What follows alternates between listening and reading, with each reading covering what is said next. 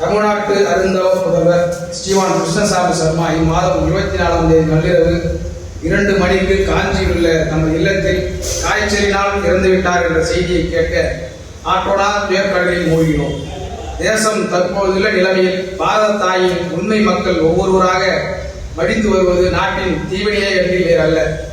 நமது சர்மா அவர்கள் ஏனைய தேசபக்தர்களைப் போன்று தனது வாழ்நாளில் வேறு ஒரு தொழிலில் இருந்து தேச சேவைக்கு குதித்தவர் என்று மாணவராக இருக்கும் போதே தேச சுதந்திரத்தில் நாட்டமுடையவராய் தமது வாலிபத்திற்கு முன்பே தியாகத்தின் வாயிலாய் சிறைவாசம் ஏற்றார். சிறைச்சாலை கைதிகளை இக்காலத்தை போலல்லாது கொடுமையாகவும் இழிவாகவும் நடத்தி வந்த காலமாகிய 1908ஆம் ஆண்டிலேயே மாதக்கணக்கில்லாமல் வருடக்கணக்காய் தண்டனை அடைந்தார்.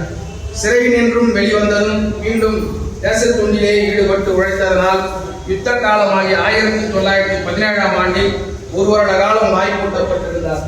பின்னர் ஒத்துழையாமை இயக்கத்தில் ஈடுபட்டு தீவிரமாக உழைத்தலின் பயனாக அரசாங்கத்தாருக்கு ஜாமீன் கொடுக்க மறுத்து ஓராண்டு சிறையில் வகித்தார்.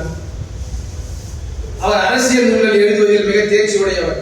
தற்போது நமது கிராம மக்கள் அரசியல் அறிவு பெற அவரது நூல்களே ஆதாரமாகும். அவர் அகில இந்திய காங்கிரஸ் சபையின் அங்கத்தினராகவும் தமிழ்நாடு காங்கிரஸ் சபை நிர்வாக அங்கத்தினராகவும் இருந்து காங்கிரசிற்கு அரிய தொண்டாற்றி வந்திருக்கின்றார். கிளாபத்துக்காகவும் அதிக சேவை செய்துள்ளார். ஒத்துழையாமையின் ஒவ்வொரு தத்துவத்திலேயும் அவர் உண்மையான நம்பிக்கை கொண்டவர். பெல்காம் காங்கிரஸில் ஒத்துழையாமையை அடிப்படையில் ஒழிக்கும் வரை பூரண ஒத்துழையாளராகவே இருந்து முடிவு வரை தமது தொண்டையாற்றி வந்தவர். காங்கிரசின் தற்கால நிர்மாண திட்டமாகிய கதர் தீண்டாமை இவ்விரண்டையும் மேடை திட்டமாய் கொள்ளாமல் உண்மை திட்டமாகவே கருதி மனப்பூர்வமாக ஏற்று உழைத்தவர். குருகுல விவாதத்தில் பிராமண சமூகத்தாராலேயே நமது அன்பர் சர்மா ஒருவர்தான் தனது அபிப்பிராயத்தை தைரியமாகவும் வெளிப்படையாகவும் கூறியவர். இப்பேற்பட்ட ஒரு பக்தரை தமிழ்நாடு தனது சோதனை காலத்தில் இழந்தது பெருத்ததோர் நஷ்டமாகும்.